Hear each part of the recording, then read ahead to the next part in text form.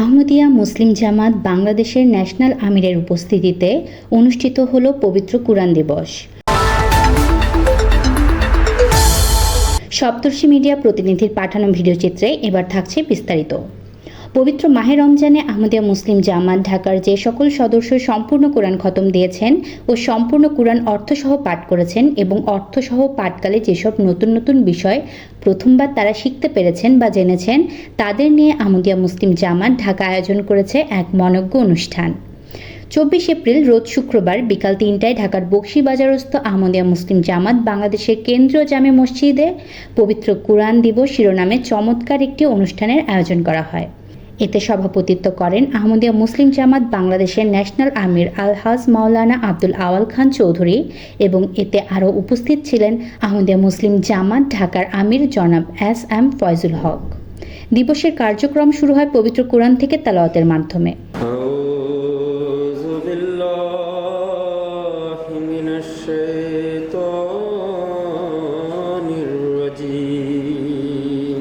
এতে পর্যায়ক্রমে 7 জন সদস্য তাদের অভিব্যক্তি প্রকাশ করেন।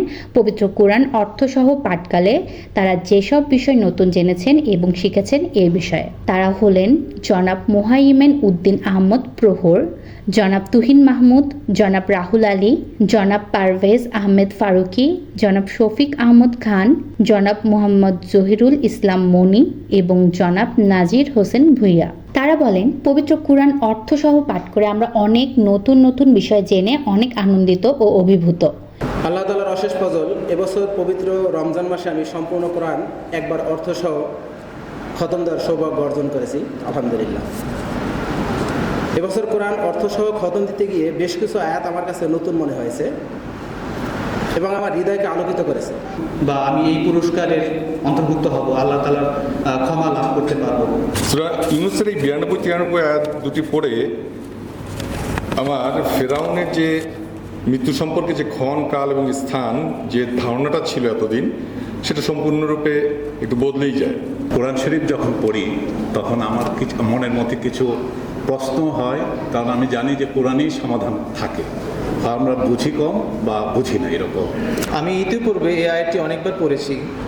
এবছর পবিত্র রমজানে অর্থসহ কোরআন খতম দিতে গিয়ে এই আয়াতটি নতুন করে আমার কাছে ধরা পড়ে। যেদিন আল্লাহ আকাশসমূহ ও পৃথিবী সৃষ্টি করেছেন, সেদিন থেকে আল্লাহর বিধানে তার নিকট মাসের সংখ্যা 12। এগুলোর মাঝে 4টি হলো সম্মানিত, এটাই স্থায়ী ধর্ম। একই আয়োজন ছিল মহিলাদের অংশে।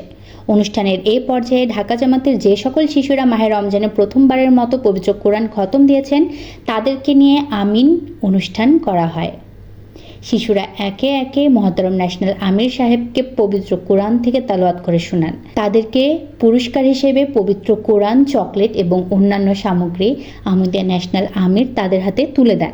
শেষে কোরআন খতমকারীদের কতকের হাতে পুরস্কার তুলে দেওয়া হয়। সময় স্বল্পতার কারণে অন্যদের পুরস্কার পরবর্তীতে দিবেন বলে ঘোষণা করা হয়। পবিত্র কোরআনের প্রতি ভালোবাসায় এমন সুন্দর একটি আয়োজন উপস্থিত দর্শক এবং অংশগ্রহণকারী সবাই আয়োজকদের ভূয়সী প্রশংসা করেন। দোয়ার মাধ্যমে মনজ্ঞ এ পবিত্র কোরআন দিবসের সমাপ্তি ঘটে। আফিয়া ফারজানা, সপ্তর্ষি মিডিয়া, নিউজ ডেস্ক।